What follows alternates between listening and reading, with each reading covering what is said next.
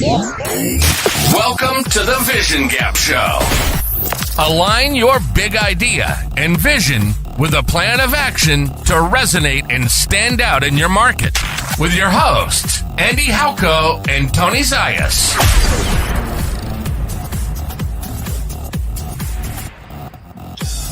All right, we're back for another episode. Andy, I think this week would be awesome for us to dive into talk about target audiences, ICPs, personas. Obviously, understanding your audience is super important to everything else, strategy and success. So I thought that would be a good place for us to start. So tell me your thoughts. Yeah, audiences. I mean, that is the place to start, right? I think in my years in owning an agency, whether you're doing a website, you're doing positioning, you're doing marketing, there's one thing that is the most important across all of those is understanding your audience more than anything else, because that is what entices them and convinces them is that you understand their pains, needs, challenges, whatever it might be. And so to me, if you don't understand your audiences better than your competitors, and you don't understand them in an unbiased way, you are not going to have successful marketing. I think there's going to be a difference in someone who's, let's say, been in an industry for a long time, really knows their buyer, their audience. Maybe they've been that person, right? As opposed to someone who's newer, just changed, moved into it. Like, so you have all these different, people coming from different perspectives. I think the key thing is to know how do you mine that data when needed and what are the things to look at. So what will be valuable today is we have a process and a tool that we use frictionless to do this. So let's pop that up and I think go through it and talk about like how do you make sure you nail all those different points really to gain that understanding.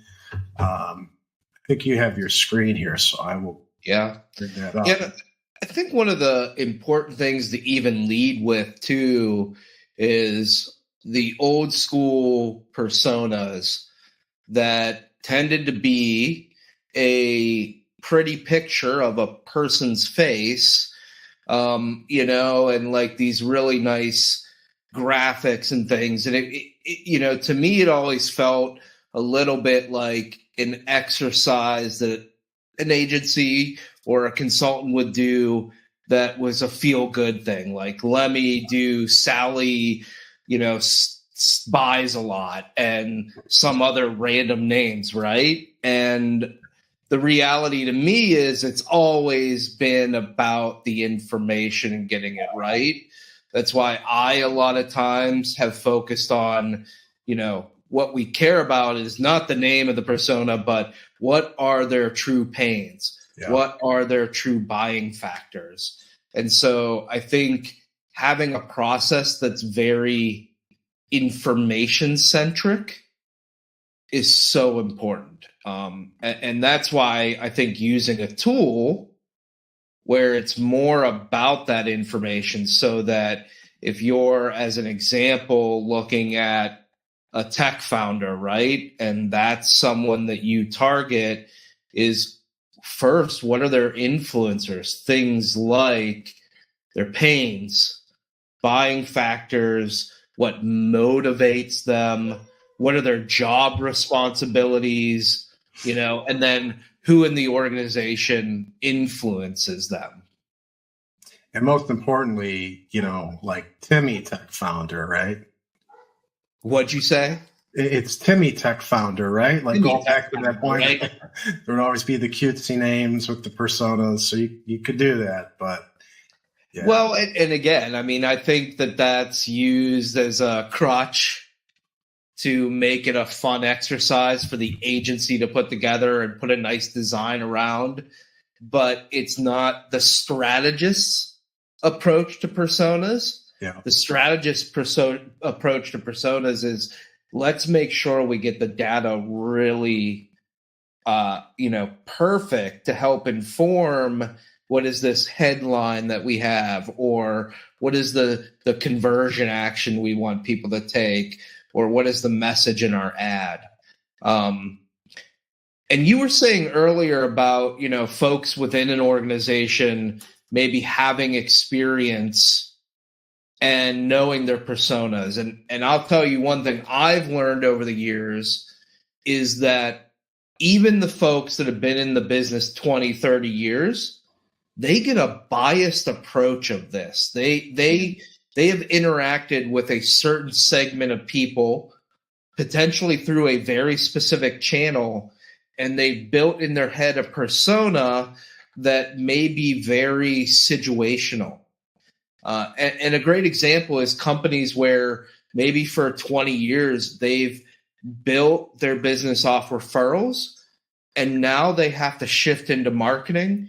Yeah. Well, a referral is going to have slightly different pains and mindset, and they're going to put things forward versus someone that maybe isn't further in the buying cycle that you're trying to reach in a marketing campaign, right?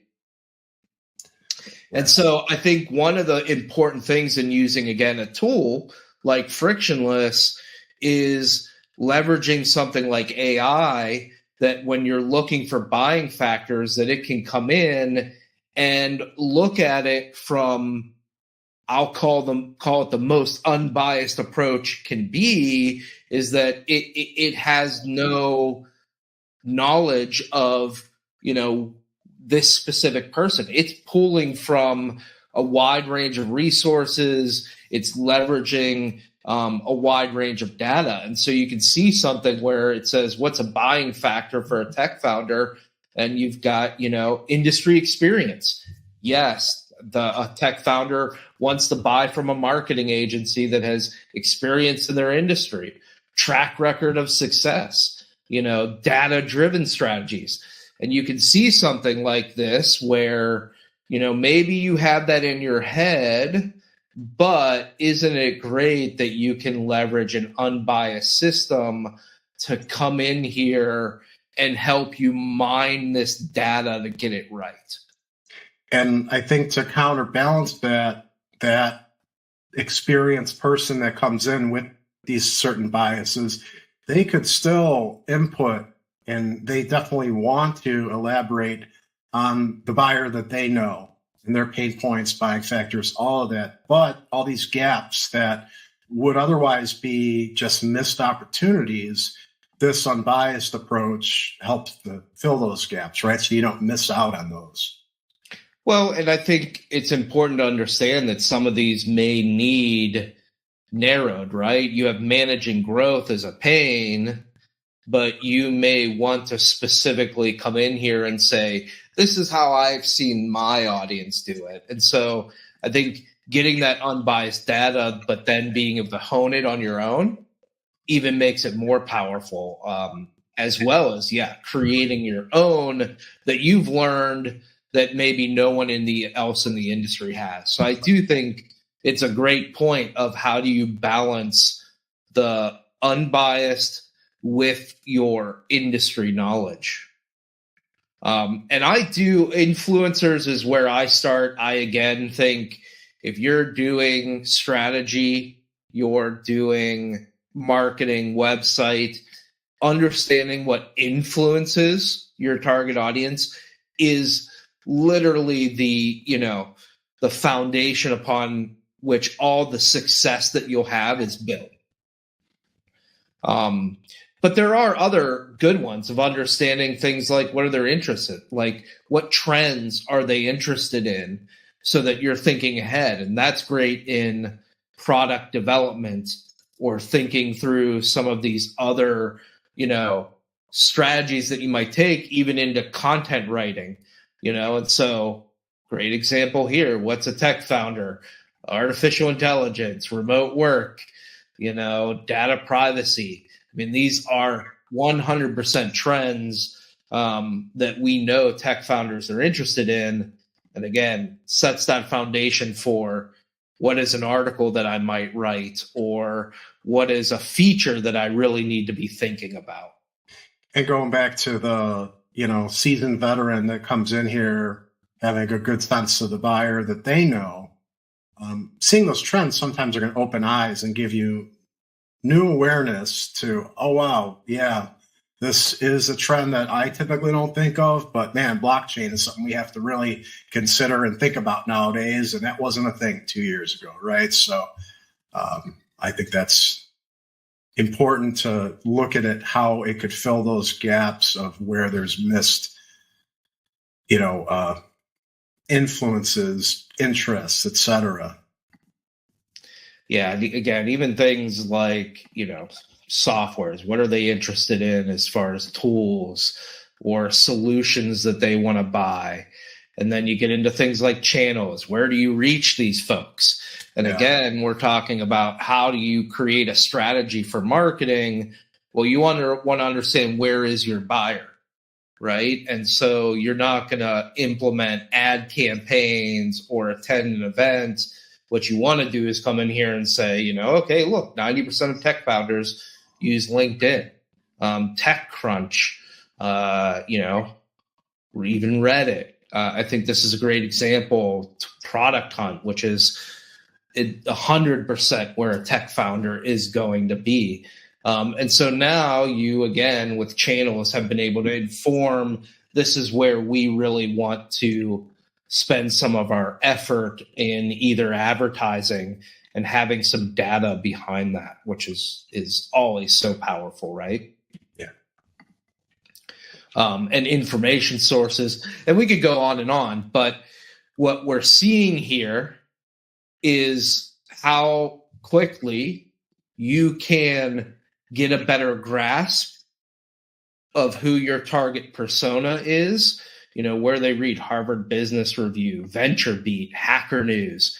I mean, you may know these channels, you may not, but now you've really generated that.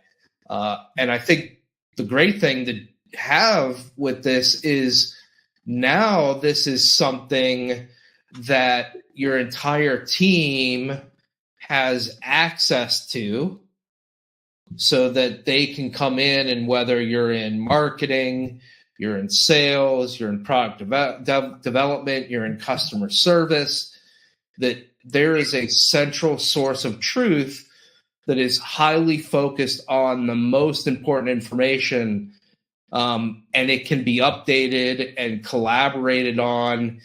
And again, the old agency days, we did it ourselves, but that PDF that you sent out with Terry, the tech founder, and you send it out to your teams, it stays in the email and it never gets opened again.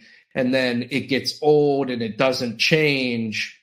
And so you really, if audiences are the foundation of success, which I really believe that they are, you better be using a real-time collaborative tool that's unbiased to be able to, have your entire team aligned behind who is the best person that we're going to be talking to and going after. To your point of that team involvement in this, that's always been a challenge that I've seen, is that often these personas were built in marketing. And marketing does their best to do it, but a lot of times it's built in theoreticals because they're not actually engaging and talking to these people. So when you get sales, when you get customer success, you get the other folks involved, giving the input. They're the ones that are actually on a day-to-day talking to these people, hearing about their pains, hearing about the features and things that they like in your product or service. That's where you could really build out something that is usable.